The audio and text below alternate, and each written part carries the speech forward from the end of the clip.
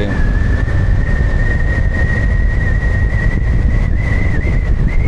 Try natin yung stop speed to.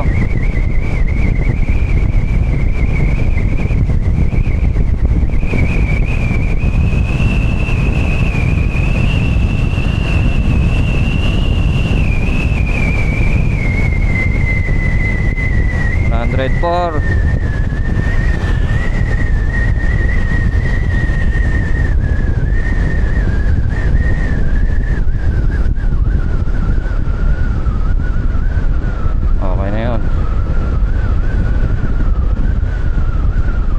Not bad.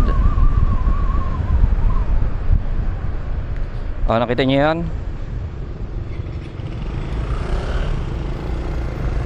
Gago naman. 104 ha. Nakita niyo yan ha. Hindi pa naka full throttle yon.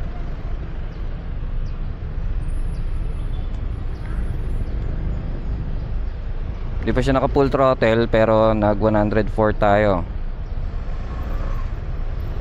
Saglit lang din. So kung sa power talaga, may power talaga ito.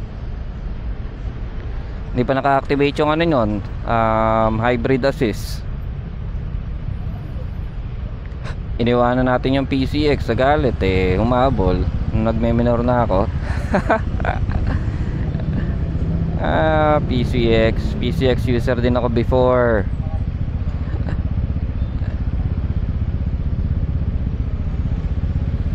Ay, sana walang traffic. So putulin na muna natin yung video. Tinest ko lang din kasi yung pagkaka-place ng aking camera sa aking bagong helmet na Geely Ata Vistic Classic helmet.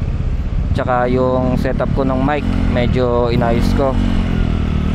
But still malakas pa rin yung wind noise. So hanggang doon na lang muna, since pinakita ko lang naman yung second attempt natin para sa top speed. Hindi pa siya talaga top speed kasi hindi siya naka full throttle at kulang na rin yung kalsada. So umabot tayo ng 100 plus. Happy weekend. Kung nagustuhan nyo yung video, pa-like na lang and hit the subscribe button. Peace out. Stop recording.